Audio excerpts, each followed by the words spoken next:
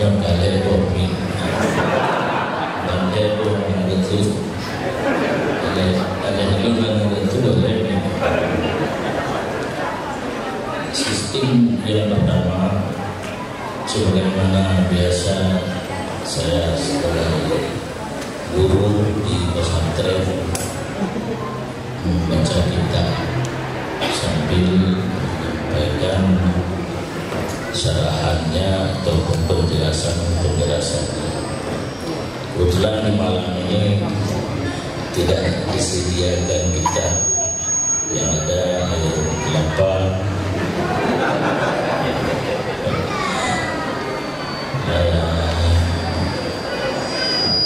buah-buahan. Sistem yang kedua, tausiah lepas, artinya tidak ada sangkut paut dengan kitab yang kita baca. Mungkin saya menyampaikan apa saja yang teringat yang jadi nasihat untuk kita bersama. Sedangkan sistem yang ketiga, langsung dialog. Ini mungkin di sini belum terbiasa. Kalau kita di Aceh, di mana ada pengajian menyampaikan materi barang 30 menit, kemudian langsung tanya jawab. Karena kalau berdakwah terus menerus berbicara, yang dia sampaikan tidak semua yang hadir merasa bermanfaat karena sudah tahu kadang-kadang. Sedangkan yang belum tahu tidak tersampaikan oleh pendakwah. Maka terakhir di sana kami coba tausiah sebagai permulaan, kemudian dengan diskusi dan tanya jawab lebih terbuka kepada para hadirin, supaya apa saja yang menjadi undang-undang dan sesuatu yang tersirat di hati yang belum dimengerti bisa ditanya. Ini rasanya lebih bermanfaat daripada pendamai penceramah terus menerus berpidato menyampaikan hal-hal yang dia mau sampaikan, sedangkan mendengar hal-hal yang belum tersampaikan oleh orang lain. Dan memilih dari orang membaca kitab sekarang belum tegak, belum dikenal ataupun belum jauh. Jadi terasa sangat berfaedah dengan sistem diskusi dibandingkan.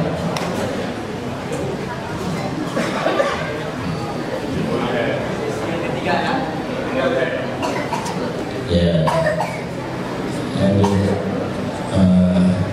berarti langsung berdiskusi melalui pertanyaan langsung boleh.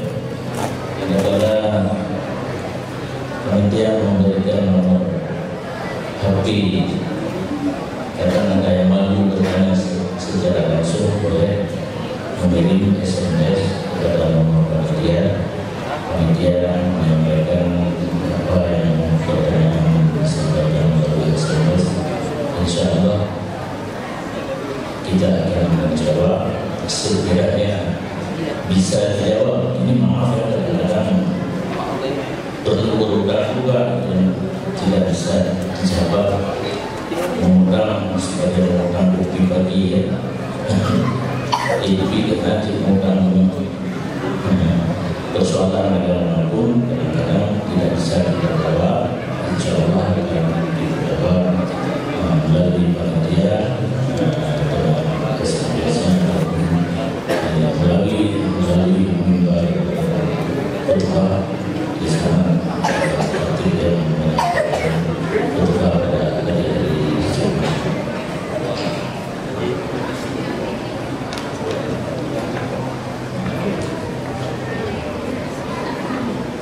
Ini alhamdulillah sudah ada pertanyaan yang masuk.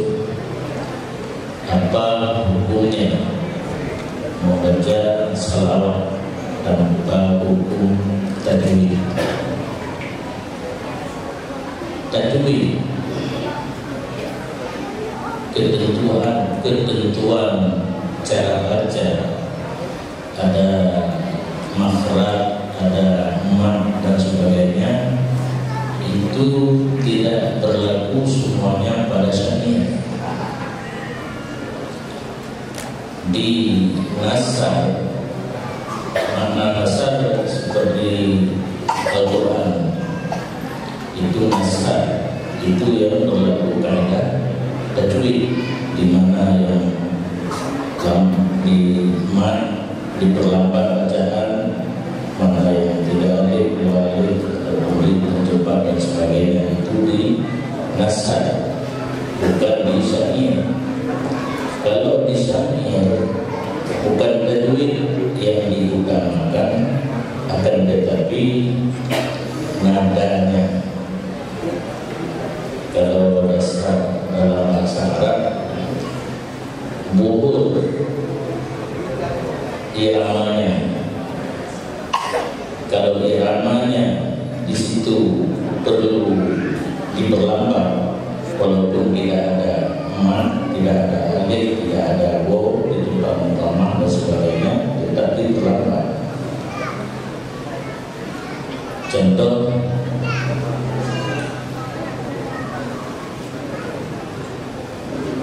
sallallahu rabbuna ala nuril alamin Muhammadin Mustafa sayyidil mursalin wa ala alihi wa sahbihi ajma'in. Sallallahu ala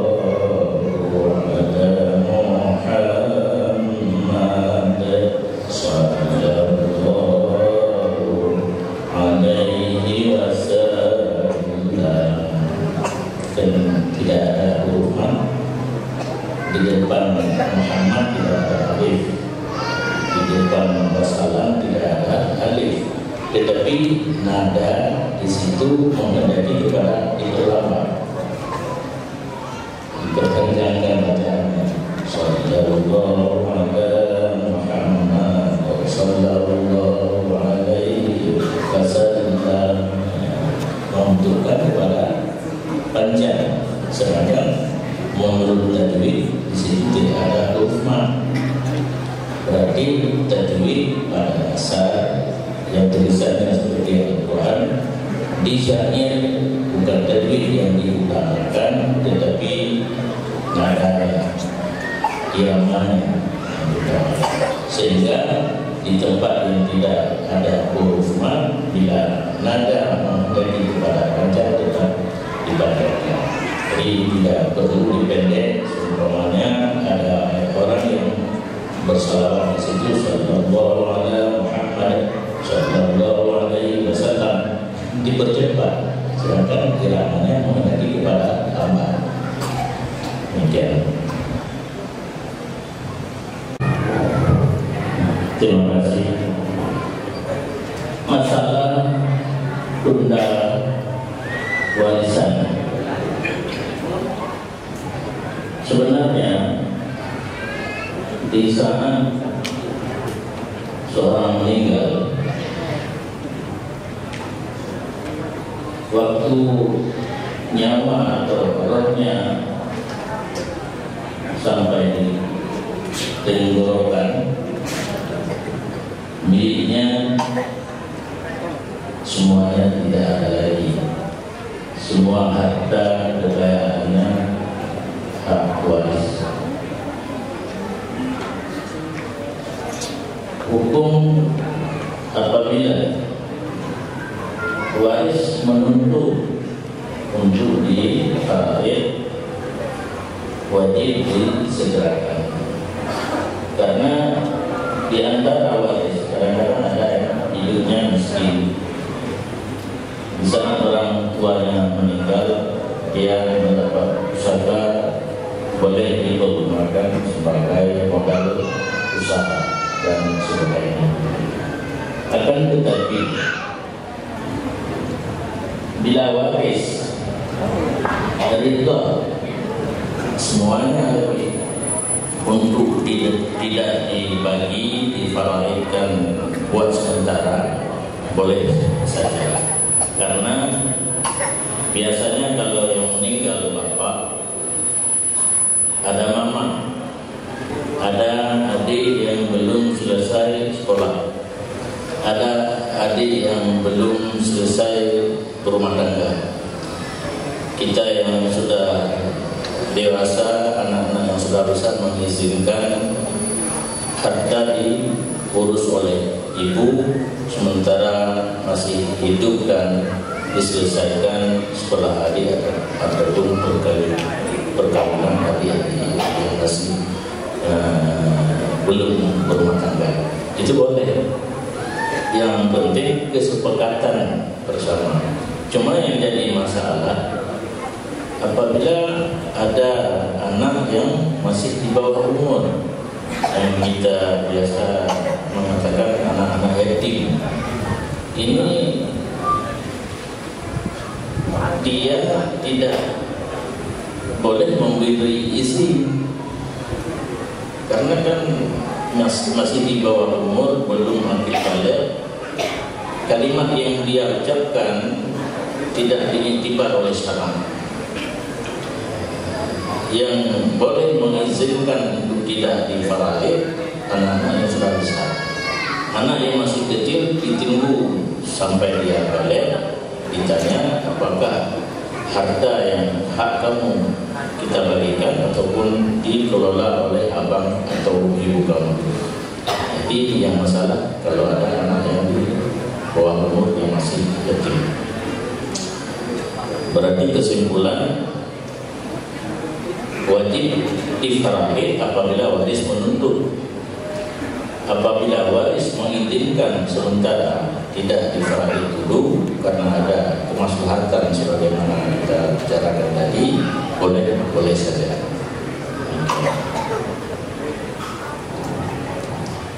Wa huwa ma'akum aina ma kuntum. Ini namanya ayat Quran kagak lucu. Karena kita terbiasa dengan kitab. Karena yang mengupas Al-Quran adalah para mujtahid. Ini mungkin satu hal yang baru, mungkin belum pernah dengar. Karena terbiasa orang mengatakan kembali kepada ayat dan hadis. Ini ada sesuatu yang belum lengkap. Sebenarnya harus disebut di situ, kita kembali kepada ayat dan hadis. Bagaimana kita kembali kepada ayat dan hadis sedangkan kita tidak sanggup memahami ayat dan hadis? Para ulama, para mujtahid sudah berijtihad mengeluarkan hukum daripada ayat dan hadis sehingga mereka mengarang kitab yang lebih mudah kita pahami daripada ayat dan hadis. Kalau contoh Imam Syafi'i ada 4 kitab karangan beliau: Al-Imla, Al-Buaiti, Al-Muhtasar Musani. Para murid senior daripada Imam Syafi'i memperhatikan kepada tempat kitab karangan Imam Syafi'i yang keempatnya itu adalah hasil daripada ijtihad beliau daripada ayat dan hadis, masih sukar untuk dipahami. Imam Haramain sebagai murid senior daripada Imam Syafi'i menulis kitab yang lain namanya An-Nihayah. An-Nihayah pun dikoreksi oleh Imam Al-Ghazali, masih sukar untuk dipahami. Beliau mengarang 3 kitab yang lain bernama Al-Wasit, Al-Basit, dan Wajiz. Oleh Imam Rafi'i dilihat ketiga kitab Imam Al-Ghazali pun masih sukar untuk dipahami. Beliau mengarang 1 kitab bernama Muharrar.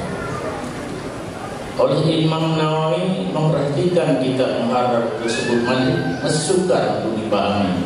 Beliau mengarang 1 kitab yang bernama Minhajul Abidin. Minhajul Abidin pun dilihat oleh Zakaria Ansari masih sukar. Beliau mengarang kitab lain bernama Manhaj. Ini silsilah kitab yang kesemuanya isi ayat dan hadis. Mereka para mujtahid mempermudahkan untuk kita pahami. Jadi kalau kembali kepada ayat dan hadis ada yang perlu ditambah. Yang kembali kepada ayat dan hadis para mujtahid. Kita hanya kepada kitab yang ditinggalkan oleh para mujtahid sebagai sumber hukum, sehingga ditulis dalam sebuah kitab, kalau tidak salah Ayatul Usul di halaman yang ke-6, hukum Allah bagi para muqallid nas muqallad. Kita orang bermadhab, kita orang ikut imam. Hukum Allah bagi kita apa yang ditulis oleh imam. Ini ada yang salah juga. Apa istilahnya? Kitab yang dikarang oleh para ulama tidak murni lagi. Ini ada tuduhan yang tidak enak kita dengar. Kontaminasi istilahnya apa itu? Terkontaminasi oleh pendapat ulama. Ini tuduhan, ini fitnah, tidak benar. Mereka berani menuduh para ulama memberi yang tidak benar di dalam kitab. Sedangkan kitab yang ditinggalkan oleh para ulama sudah dibaca oleh beribu-ribu ulama yang mu'tabar, diakui. Sedangkan mereka berani mengatakan kalau kitab sudah terkontaminasi dengan pendapat para ulama. Itu fitnah dan tuduhan. Tentang ayat tadi saya coba wa huwa ma'akum aina ma kuntum, bukan Allah serta kamu, itu mustahil. Terjemahnya dan dianya Allah beserta kamu di mana saja kamu berada. Itu kalau zat Allah. Berarti seberapa banyak manusia Allah harus sama, karena seorang kita harus ada seorang Allah selalu berserta kita. Kalau nggak salah dalam tafsir wa huwa ma'akum bukan zat Allah tapi ilmunya. Di mana saja kita berada, Allah mengetahui kita. Kalau bahasa Aceh itu ada istilah hidung hitam, di malam yang hitam, lambarutnya hitam, di jubatnya hitam. Berapa hitamnya? Semut hitam, malam gelap, air pun hitam, batu pun hitam. Di situ semut bersembunyi. Allah mengetahui. Kalau kita nggak dapat lihat, nggak bisa mengetahui. Ya, ditakwil berarti wahwa, kalau diterjemah dia yang Allah. Artinya ilmu Allah ma'akum berserta kamu di mana kamu berada. Artinya kita di mana saja kita berada Allah mengetahui.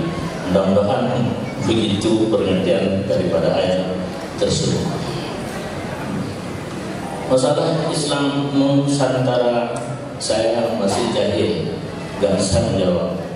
Belum mengerti apa maksud daripada Islam Nusantara. Karena ada satu kaidah, hukmu ala syai' far'un an tasawwuri, menentukan hukum, ketentuan sesuatu harus jelas sesuatu itu apa sebenarnya. Jadi saya belum bisa menjawab apa itu Islam nusantara, karena mungkin ketelodoran saya kurang memahami, karena sesuatu yang baru harus kita dalami, maksudnya apa, tujuannya apa, baru kita bisa menjawab apa itu manfaat untuk kita, sementara apakah itu benar atau tidak benar. Demikian. Baik, terima kasih. Untuk selanjutnya Abu, ada 2 sesi pertanyaan yang ditulis melalui kertas. Setelah itu ada yang melalui WA. Kita akan bacakan, tapi yang melalui kertas terlebih dahulu.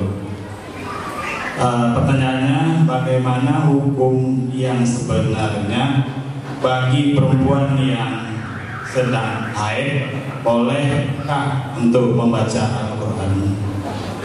Yang kedua, berdosakah orang tua yang melarang anak gadisnya memakai cadar?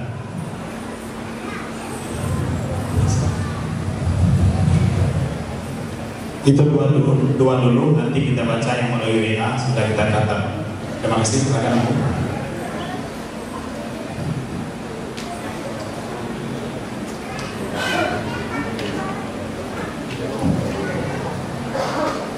Terima kasih. Ini mungkin tambah lagi yang belum biasa didengar. Ini bukan membawa barang baru, cuma kurang penyampaian daripada para abu, para ustaz. Saya sampaikan sekarang, hukum perempuan di saat menstruasi boleh membaca Quran asal dia tidak mengkasarkan Quran. Baru bulan yang sudah biasa kan perempuan di saat men tidak bisa baca Quran. Ini ada yang baru saya bawa dari Aceh. Perempuan boleh membaca Quran di saat men, tetapi tidak dikasar Quran. Bagaimana? Bisa diterima atau tidak? Tapi ingat, hukum Allah tidak kompromi. Diterima atau tidak itu hukum Allah. Kemudian kita timbang-timbang, kita baca Quran. Bagaimana kita tidak kasar untuk Quran? Itu terserah kita masing-masing. Yang hukumnya, apabila kita membaca ayat Quran tidak kasar untuk Quran, itu bukan Quran. Yang dilarang untuk perempuan yang sedang men membaca Quran. Kita baca ayat Quran tapi tidak kita kasar untuk Quran, bukan Quran. Selesai masalah. Dengar pakai ibarat teman. Hukumnya saya tidak ngomong dari saya, itu hasil yang saya pelajari. Ada nas dalam kitab. Kalau para ustaz boleh buka bajuri saja, enggak usah kitab-kitab yang besar-besar. Bajuri di dalam itu ada. Kalau terserah, kalau enggak bisa baca itu salah sendirilah. Saya ulang lagi. Hukum perempuan di saat menstruasi boleh membaca Quran, tetapi tidak dikasar untuk Quran. Yang surah buli, surah kesimpulan. Masalah cadar ini pun kontroversi. Ada orang ngomong cadar itu adat orang Arab, kebiasaan orang Arab. Di saat kita pelajari dalam kitab, seorang perempuan di saat berhadapan berhadapan dengan laki-laki ajnabi yang bukan mahram dan suaminya, sehelai bulu pun tidak boleh nampak. Nyokap kamu juga boleh, muka kan apa ya, pelangit tidak boleh di. Berarti kalau bapak melarang putrinya memakai cadar, ya berdosa, karena wajib menutup muka atau memakai cadar sebagaimana biasa sekarang. Itu pun kalau cadar biasa mata masih nampak kan, dahi masih nampak. Yang baru benar polisi Arab yang sudah pernah ke Mekah, ada lihat polisi Arab lagi mau nggak nampak, sedikit pun nggak nampak. Tangannya pakai samutan lagi, itu yang sebenarnya. Cuma di masalah ini ada beda pendapat para mujtahid. Kalau nggak salah Ahmad bin Hanbal membolehkan wanita tidak menutup muka. Kalau Syafi'i yang boleh di saat salat, boleh terbuka muka dan dua tapak tangan. Itu ada yang tidak dituliskan di situ. Jika dia bersembahyang bukan di hadapan laki-laki ajnabi, berarti kalau seorang perempuan salat ada laki-laki ajnabi, namanya datang ke masjid, di sana dia salat, sedangkan tidak ada tirai, kendaping, ilmu bahasa Indonesia agak tajam dan fikih. Dia tidak menutup muka karena salat, mukanya dibuka. Kalau ada laki-laki ajnabi yang lihat dia, haram. Makanya di sini nggak nampak, nggak pakai tabing, ada. Maka kalau ada jamaah perempuan harus pakai layar, pakai boleh. Tirai, karena mukanya tidak ditutup. Pertanda itu dia menampakkan muka haram, kita lagi-lagi melihat mukanya pun haram. Baik, penjelasannya jelas. Untuk selanjutnya kita baca yang di WA, karena kita telah beri kesempatan tadi melalui WA juga. Ada banyak pertanyaan melalui WA, tapi salah satu juga nanti mewakili kaum ibu itu. Kenapa ada mewakili kaum ibu? Abu, satu pertama, hukum gaji dibayar lewat bank, sedangkan bank berbunga. Ini satu.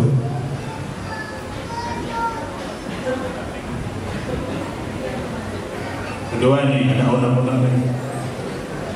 Bagaimana cara kami di perantauan untuk berbalas jasa, sedangkan untuk berbalas jasa kepada orang tua, sedangkan orang tua di kampung.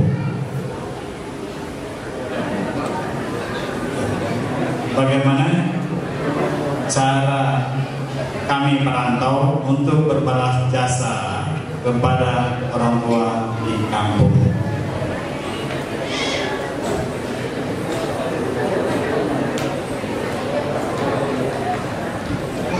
Satu lagi ya Bu, ini kayaknya malah ibu-ibu, nampak jelas.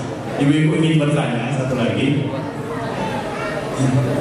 bagaimana hukumnya jika masa istri belum sampai masa iddahnya, apakah bisa menikah lagi? Ini kan masih dari ibu-ibu. Ini masih dari ibu-ibu. Namun dia suami bertanya seperti ini. Itu apabila masa iddah tidak sampai, apakah boleh menikah lagi? Ini jelas, statusnya jelas. Makasih ya, Abu.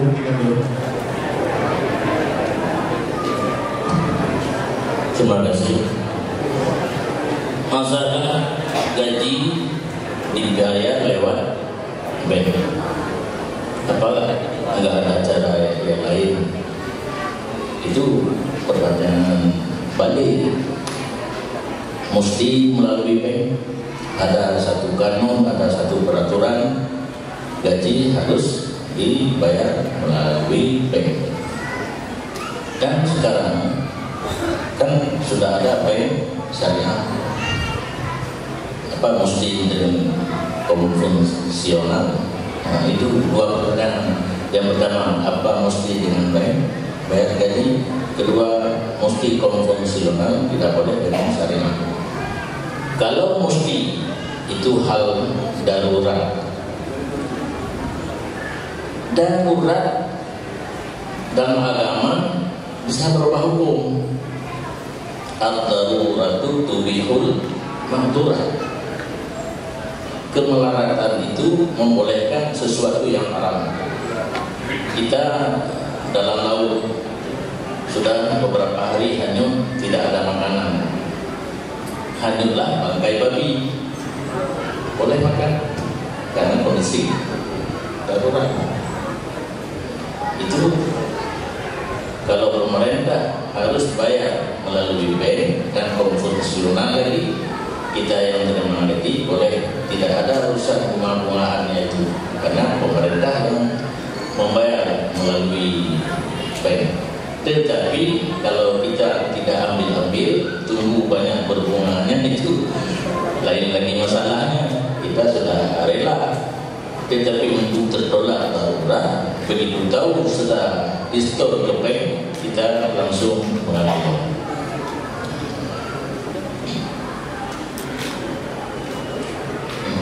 Cara orang rantau pada balas jasa.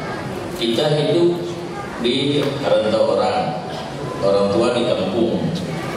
Sekarang nggak ada masalah lagi kan? Untuk ngomong saja bisa lihat wajah orang tua, bisa lihat wajah anak bisa lihat wajah orang tua. Bagaimana sudah apa ya, video call ngomong yang hebat dengan video call sudah mudah. Untuk mengirim uang sudah mudah. Ada bank, ada jasa-jasa macam saya enggak yang nama lagi itu untuk memudahkan. Kalau ada baku kita kirim baku atau kirim pos kan. Tidak mesti balas jasa harus sama-sama di kampung.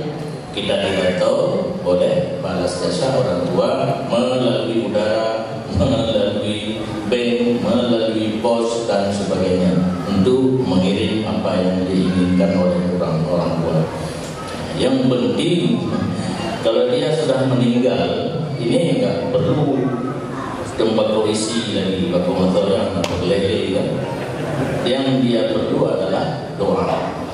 Kalau kita ahli sunnah wal jamaah, nyoka baru dong, tetap baru ya. Ada bahan baru. Seluruh amalan kita, bukan bacaan Quran saja, bukan bacaan suratul Ikhlas saja, seluruh amal kebaikan kita, baik sunat atau fardu wajib, boleh kita niatkan pahala untuk orang lain. Ini khususnya ahlu sunnah wal jamaah, anak budaya orang lain. Tumpah juga.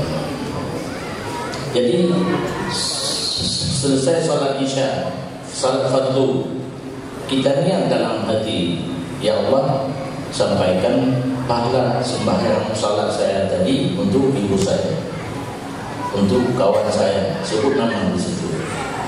Boleh? Nah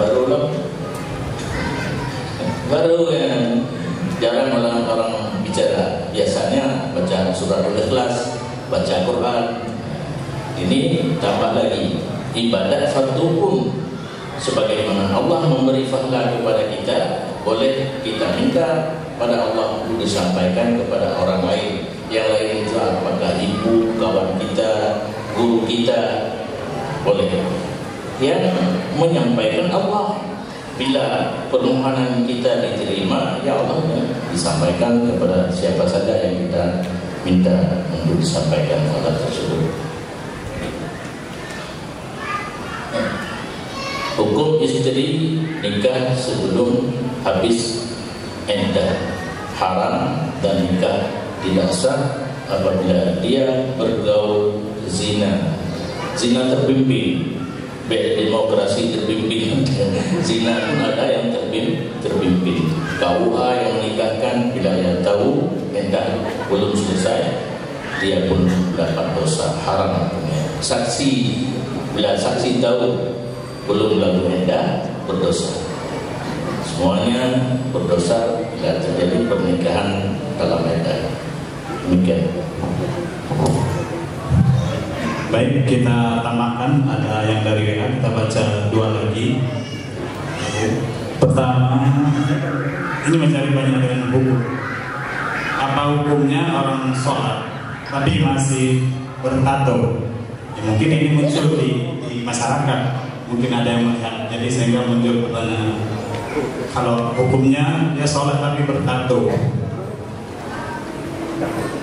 Kemudian ada satu lagi. Bagaimana menurut Abu bagi kami orang awam dalam menanggapi ajakan untuk mengkaji ilmu hakikat dan makrifat?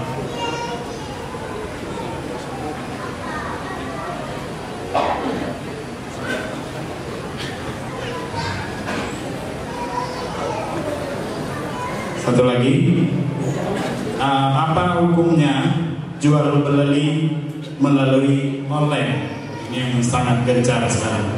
Ini hukum jual beli melalui online. Terima kasih, silakan Abu. Mohon maaf kepada jamaah juga, tidak semuanya kami baca yang dikirim melalui WA, karena kita juga akan, saya berhak mengkat atau protek apabila pertanyaan itu ada yang melenceng atau tidak sesuai. Saya tidak akan keluarkan. Terima kasih. Terima kasih. Nyoba baru bertato ini yang asli kan, ada yang bukan asli. Yang asli itu biasanya sampai ke darah, sampai ke darah, dan tidak mudah untuk dihilangkan kecuali disayat dagingnya. Nah, itu disayat daging tatiato. Tatiato terjemahnya kan disayat daging. Waktu permulaan memakai hukumnya haram.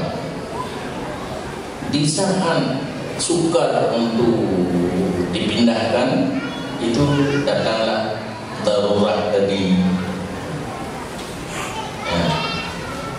Biar kan begitu sudah darurat. Jadi seolah-olah tato itu tidak ada di saat dia berwudu, mandi hadas besar dan sebagainya yang perlu kepada bersuci menurut syarat. Karena kondisi darurat, agama tidak memerintahkan kita sampai kita mendarah. Tetapi ingat, dosa memasang tato pada muka itu tidak hilang, tetap dosa. Cuma untuk melaksanakan salat sah, tidak perlu kepada disayat dan sebagainya, karena kondisi darurat. Yang kedua, yang umumnya biasa kalau tato itu harus dihilangkan, tidak satu bayar, karena tidak sampai air wudu ataupun air mandi janabah dan mandi haid kalau perempuan. Kita ingin kepada bertarekat, ingin belajar bagaimana cara berzikir. Kita datang kepada ustaz, guru, minta diberikan tarekat, cara-cara berzikir. Dari zikir inilah seseorang bisa sampai kepada hakikat tanpa mempelajarinya. Apalagi kalau ada orang yang mengajarkan hakikat, dia berkata Kalau kita sudah sampai pada hakikat, tidak berlaku lagi syariat, hingga salat pun tidak perlu lagi. Yang salah orang-orang yang belum sampai pada hakikat. Itu tidak benar, karena syariat, tarekat, hakikat dan makrifat tidak saling bertentangan, cuma jalan di jalurnya masing-masing. Syariat hukum lahir, salat, setelah adanya tauhid, salat, puasa, zakat, haji, itu syariat. Tarekat, cara, sebenarnya tarik itu cara, asal makna tarik jalan. Setelah dirubah, tarekat diberi makna cara. Kita belajar cara salat, itu sebenarnya tarekat, cara, cuma tidak diistilahkan untuk salat ada tarekat. Kebanyakan tarekat dipakai untuk zikir, karena zikir adalah yang nafi isbat. Umpamanya la ilaha illallah, itu ada tarekat syatariyah atau haddadiyah. Ada zikir yang Allah Allah dengan lidah, ada zikir yang Allah Allah dengan hati. Tarekat Naqsyabandiyah itu tidak pakai lidah lagi, dengan hati. Hingga setelah beramal tarekat Naqsyabandiyah, ada amalan suluk 40 hari, ada yang 120 hari dan sebagainya. Melalui zikir tersebut Allah menaikkan derajat seseorang sampai kepada hakikat dan makrifat. Bukan kita pelajari, enggak dipelajari hakikat. Dengan zikir sampai orang kepada hakikat. Hakikat umpamanya seorang sakit, yang sebenarnya sakit itu Allah yang memberikan kepada kita. Obatnya pun Allah yang sediakan. Kita tidak perlu resah dan susah di saat sakit, berobat ke sini, berobat ke sana. Itu orang ditinggal syariat, berdosa bila tidak berobat, mengarahkan diri sendiri tidak boleh. Orang yang sudah sampai kepada hakikat, dia tidak ingat untuk berobat lagi.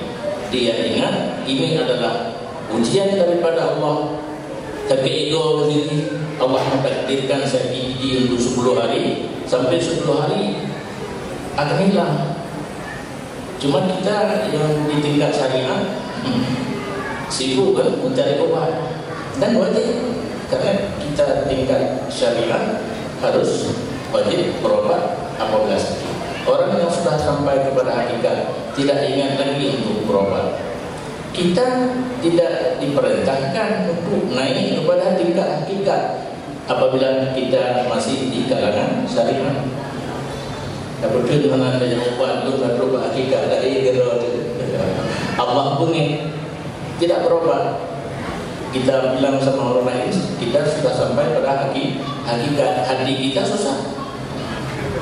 Itu pertanda belum sampai. Karena kalau orang yang sudah sampai nggak ribut, dia menahan saja sakitnya, karena sakit itu adalah ujian dan cobaan daripada Allah, dan satu saat Allah akan memindahkan penyakitnya.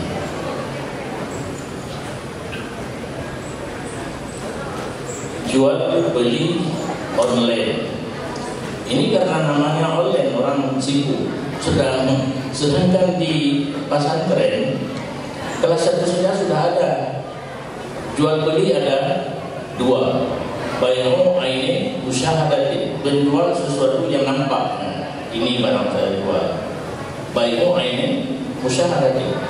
Yang kedua, bayu aini menghakibatin, menjualkan sesuatu yang tidak ada.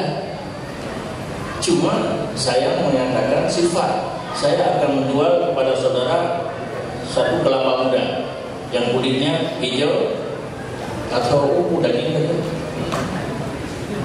isi sekarang yang isinya masih limit lembek. Oleh orang yang membeli, di saat saya kasih dia lihat hijau kulitnya, oke. Dia buka udah keras, malu tidak diterima. Kalau cocok sebagaimana yang saya nyatakan sifat ya oke, dia kasih. Aduh, kembali dulu. Itu bahkan sudah terjadi dalam masyarakat. Sudah ada di kitab yang kita dari kelas 1 di pesantren, Matan Takrib.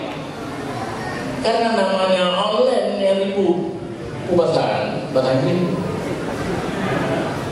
Bahasa KP, bangka bahasa KP gabung. Jadi jual beli online sah-sah saja apabila dinyatakan sifat barang, kemudian oleh pembeli diperiksa ternyata sifatnya sebagaimana yang dikatakan oleh penjual.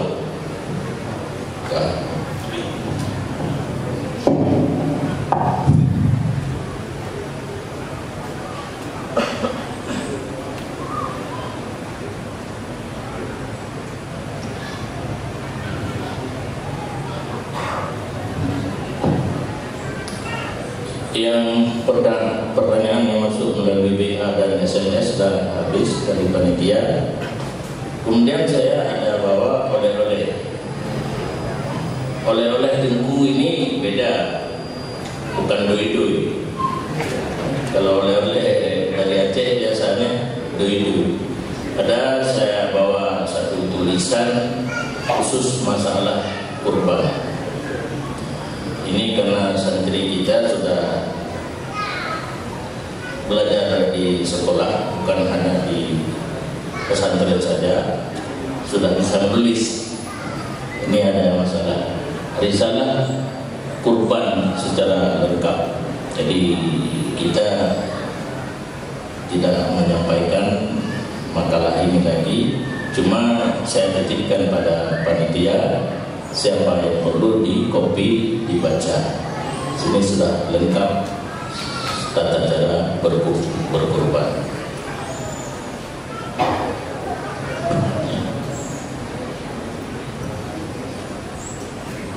Yang mana lagi? Karena masa berkurban cuma 4 hari dalam setahun. Hari pertama Idul Adha, Tasyrik 3 hari.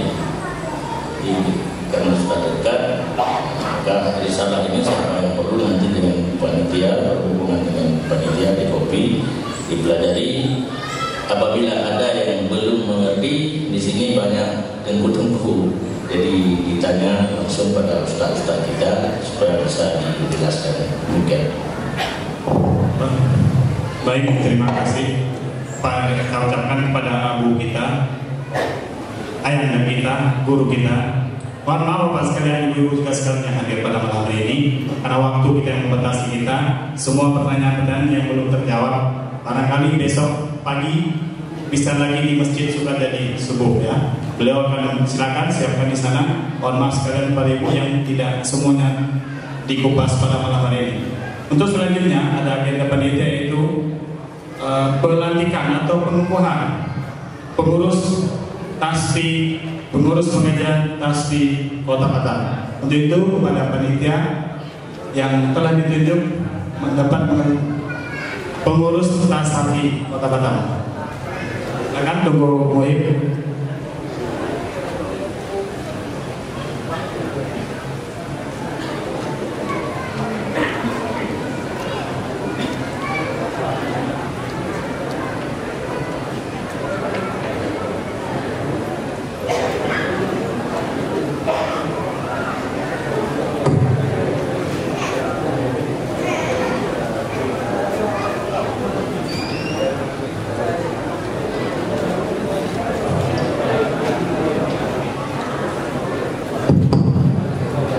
Assalamualaikum warahmatullahi wabarakatuh.